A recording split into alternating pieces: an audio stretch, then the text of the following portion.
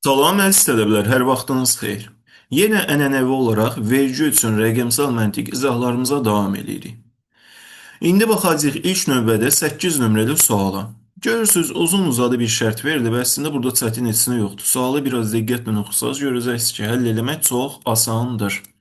İndi birinci özümüzə yazmaq üçün bir ərazi açıb sualın həllinə fokuslanıq. Baxın, bizə deyir ki, təhsil müəssisəsinin 2020 və 21-ci illər üzrə büdcəsinin gəlirləri və xərclərini göstərən dairəvi diaqramdan istifadə edərək. Görürsünüz ki, bu gəlirlərdir, bu da xərclərdir. Müəyyən edin ki, fond proqramının təşkili xərcləri. Baxın, fond proqramının təşkili xərcləri burada 4 ilə kodlanıbdır. Xərclər diaqramında. Xərclər diaqramında burada 4-ə fikir versəz 40 dərəcəyə təqabül edir. Təşkil xərcləri digər xərclərin neçə faizini təşkil edir? Neçə faizdə digər xərclərimiz nədir? 150 dərəcə budur, 30 dərəcə budur, 140 dərəcə budur və s. Və deyir ki, təhsil müəssisəsinin büdcəsinin 2020-21-ci il üzrə gəlirləri 6 milyon 350 min manat, xərcləri isə 5 milyon 700 min manat.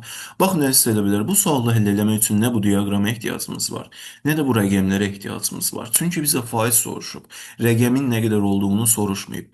Qısaca deyir ki, xərclərdə fond proqramının təşkili xərcləri digər xərclərin neçə faizidir?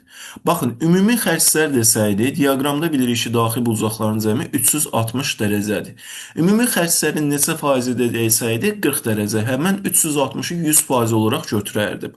Amma digər xərcləri dediyi üçün, əgər burada bizim üçün də fond proqramının təşkil xərcləri 40 dərəcədirsə, digər xərclər də 320 dərəcəyə təqabül edir. Yəni bu üçünün cəmi 320 dərəcədir. İndi yazıram 320 dərəcə bizim üçün 100% dərs tələbələr. Bəs 40 dərəcə bunun neçə faizini təşkil edir? Yazıram x faizini. İndi çarpaz olaraq vursam 320 vurulsun x bərabərdir 40 vurulsun 100-ə. Buradan da x-i hesabladığınız təqdirdə bərabər olacaq 12,5 faizə. Bu da birbaşa bizim üçün B variantını ödəyir. Yəni uzun sözün qısası istəyirlər. Burada çox verilən var, amma sizə lazım olan verilən baxın bu qədərdir. Təkrar izah edirəm. Bizə deyirdi ki, fond proqramlarının təşkili xərci digər xərclərin neçə faizidir? Ona görə 40 dərəcəni götürdüm x faiz olaraq, neçə faiz olduğunu bilmirəm. Digər xərclər bizim üçün 320 dərəcə idi, onu da 100% ilə əvəzləyəndən sonra x dəyərimiz 12,5%-ə bərabər oldu. Bəs tələbələr, indi də baxırıq 9 nömrəli suala.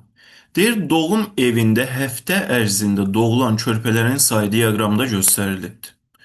Baxın, həftənin birinci günü neçə uşaq doğulubdur? Görürsünüz, diaqram burada 8 ilə 10-un arasında dayandığı üçün birinci gün 9 uşaq doğulduğunu bildik. İkinci gün baxsaz 10 ilə 12-nin arasında dayanıbdır. Deməli 11 uşaq da ikinci gün doğulub. Üçüncü günə baxsaz bu da 12 ilə 14-ün arasındadır deyə buna da 13 uşaq olaraq yazaq. Dördüncü günə baxsaz tam burada 16-ya təqabül edibdir, yazdıq 16 uşaq.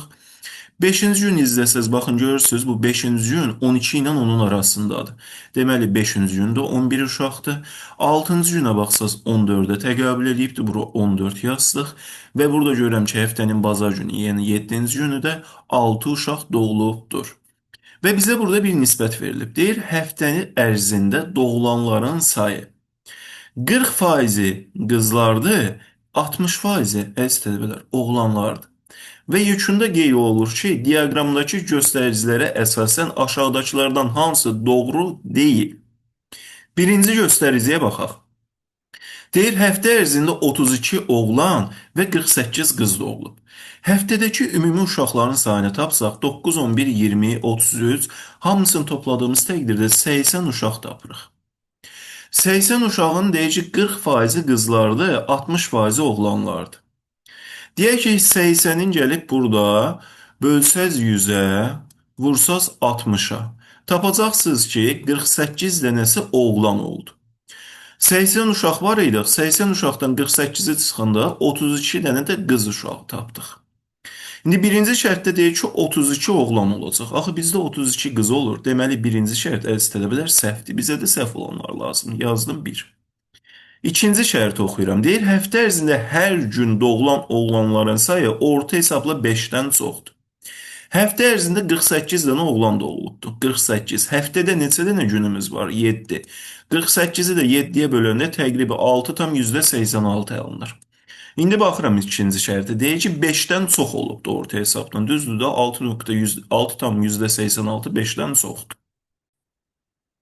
Bu görə bu şərtimiz də doğrudur. Yəni 2-ni də doğru olaraq qəbul edəcəyik. 1 yanlış oldu, 2 doğru. Üçüncü şərtimizə baxaq. Deyir, həftə sonu 6-cı və 7-ci günlər. Doğulanlar həftə ərzində doğulanların 25%-ni təşkil edir. Həftə ərzində doğulan uşaq sayısı 80-dir. Həftənin son 2 günü, yəni 6-cı və 7-ci günü də görürəm ki, 20 uşaq doğulubdur. Bəli, istədə bilər 80-in 25%-i bərabərdir bizim üçün 20-yə. Ona görə 3 nömrəli şərtimiz də doğrudur. 4 nömrəli şərtimiz. Həftə ərzində hər gün doğulan qızların sayı orta hesabla 4-dən azdır. Baxın, qızların sayı 32 idi. 32-ni orta hesabı tapmaq üçün bölürəm 7-yə. Bu halda da 4,57 əldə eləyəcəyik. Axı bizə şərtdə 4-dən azdı deyir. 4,57 4-dən az deyil axı. Deməli 4 nömrəli şərtimiz də yanlışdır. 1-in yanına 4-ü də yazdım. Axırıncı şərtimiz 5-cidir. Deyir ki, həftə ərzində doğulan hər 5 körpədən orta hesabla ikisi qız olubdur. Yəni belə başa düşün də 5 körpədən orta hesabla ikisi qız olubdursa, bu bizim üçün 5-də 2 dəyərini verir. İndi hesablayacağıq. Bizim üçün neçə dənə burada qız uşağı olubdur. Bunu da baxın, qız uşaqları bizim üçün 40% idi, xəst edə bilər. Onsuz 40% də 5-də 2-yə bərabərdir. Necə ki, 40% hesablayanda nə edirsiniz? Dəyəri 100-ə bölürsünüz axı. Bu indi x olsun da, yəni uşaqların sayından. 0 ilə 0 ixtisar getdi, 4 ilə 10 ixtisar getdi. Burada 2, burada 5 qaldı. Hə, deməli burada ifadəmiz düzdür. Yəni 5-ci ifadədə deməyə çalışır ki, doğulan uşaqların 40% qızdır. Buna görə 5-ci ifadəmiz də doğrudur. Sırf bizə yanlışlar lazım idi deyə 1 yanlış oldu, 4 yanlış oldu. YouTube kanalımı təqibdə qalın. Bu kimi rəqəmsal məntiqə dair izahlar yenə davamlı olaraq paylaşılacaq. Hər birinizə uğur diləyirəm.